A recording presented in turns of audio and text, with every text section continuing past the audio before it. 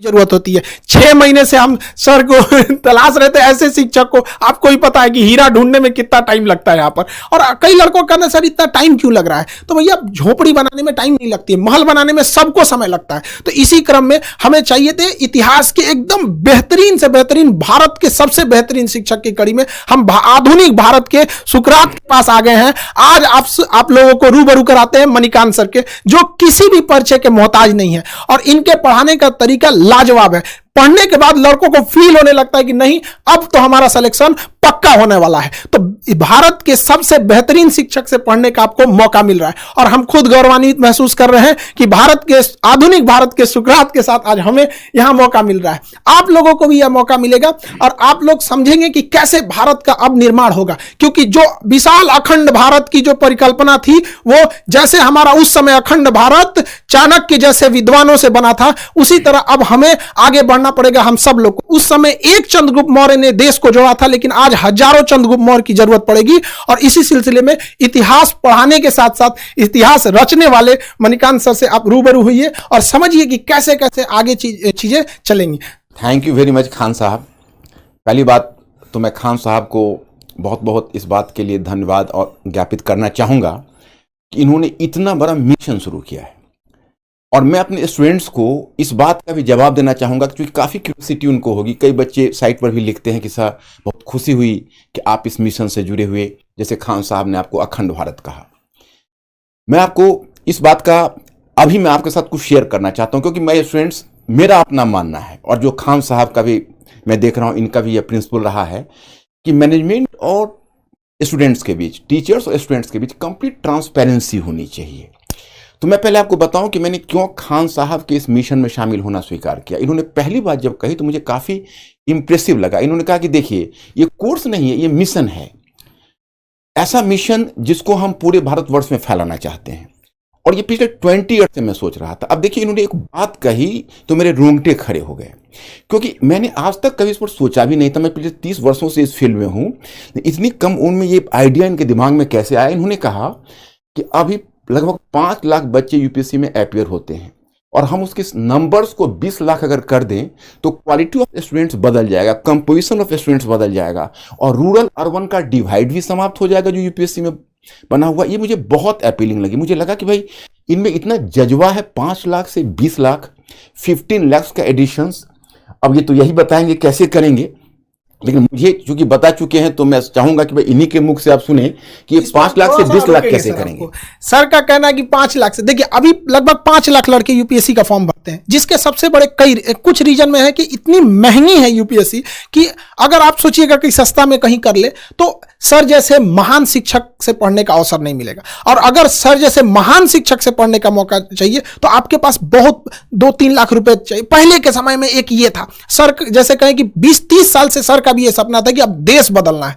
तो इसी सिलसिले में अभी क्या है कि गांव के लड़कों को इतनी कम फीस में भारत के सबसे बेहतरीन शिक्षक से पढ़ने का जब मौका मिलेगा, मणिकांत सर जैसे शिक्षक से पढ़ने का मौका मिलेगा, तो नए नए लड़के जुड़ेंगे। और जो अभी 5 लाख लड़के फॉर्म भरते हैं, अब आने वाले समय में 20 लाख लड़के फॉर्म भरेंगे। तो जो पहले क्या था कि डीएम, एसपी, बड़े बड़े अधिकारियों का सिलेक्शन इन्हीं 5 लाख में होता था और ये जाके भारत के 140 करोड़ लोगों को कंट्रोल करते थे। अब क्या है, इसका दायरा बढ़ाना है ताकि ज्यादा से ज्यादा बेहतरीन लड़कों का सिलेक्शन हो सके। गरीब लड़का जो गांव में है, उसके पास पैसे नहीं है, तो इसका कोई अपराध नहीं है कि वो सर जैसे महान शिक्षक से ना पढ़ सके। अब हम सारे लोग इसमें आगे बढ़ेंगे और ज्यादा से ज्यादा लोगों को यहां पे जोड़ा जाएगा ताकि देश निर्माण में आगे बढ़ाया जा सके। Sir thank you very much Khan साहब। इतनी बड़ी बात और मेरे ऊपर बहुत बड़ी रिस्पॉन्सिबिलिटी गिरी।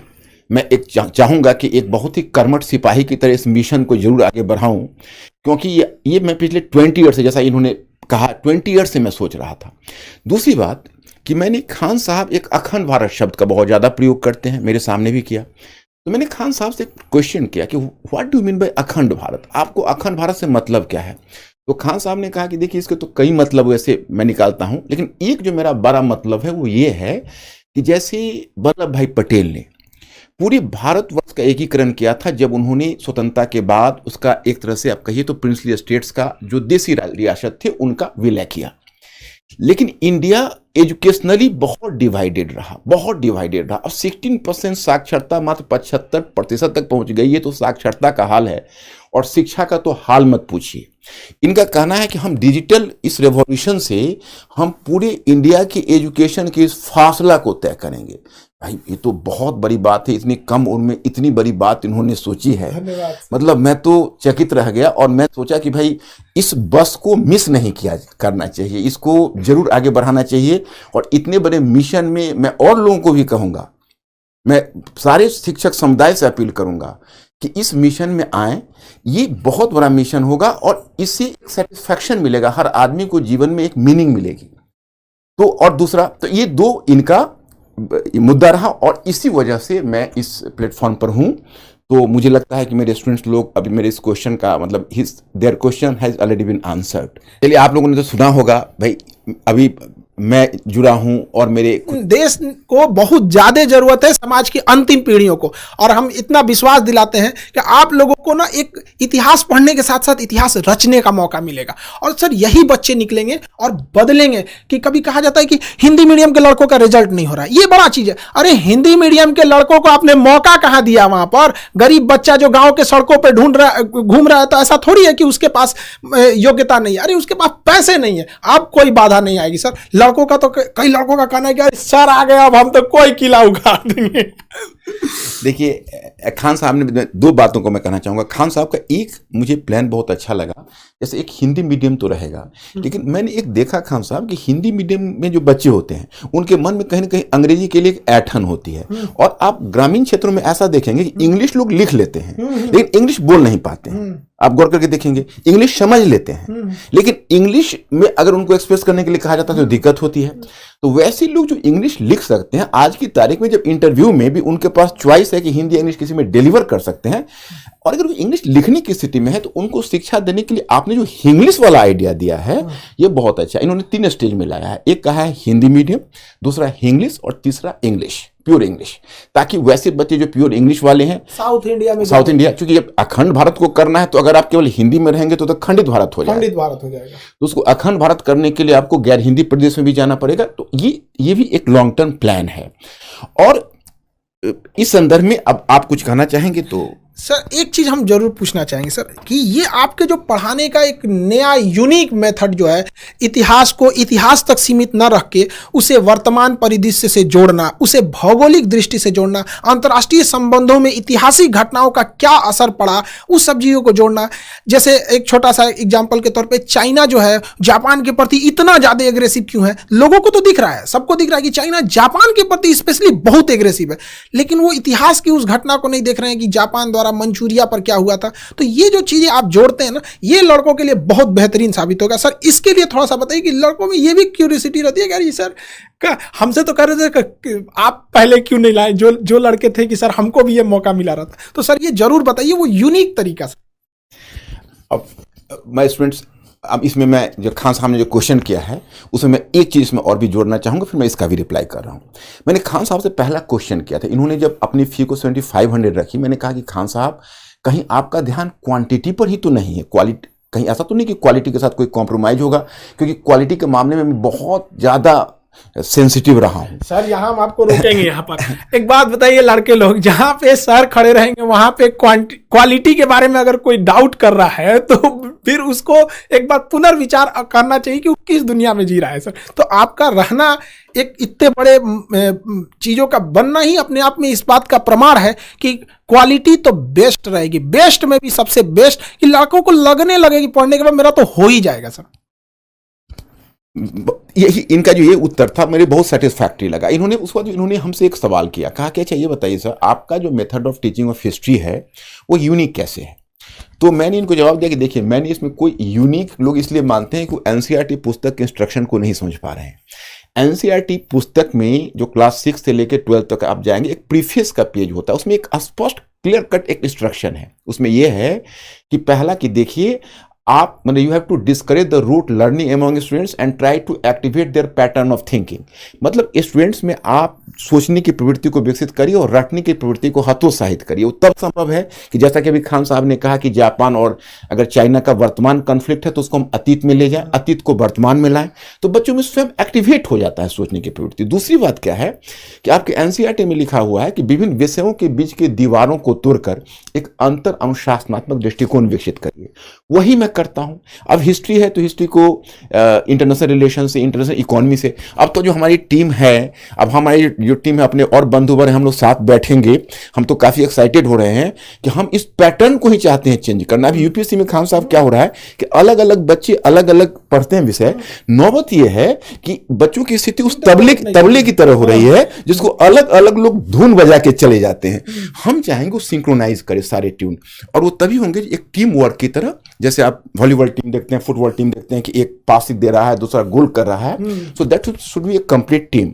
तो मैं आपको बताऊं कि यह चीज इन्होंने मुझे कहा कि बिल्कुल ठीक है, ऐसे इसको ले चला जाए, और इस बात से काफी एक्साइटेड हुए। तो एकेडमिकली मुझे बहुत सेटिस्फैक्शन मिला इनके इस प्रोग्राम से।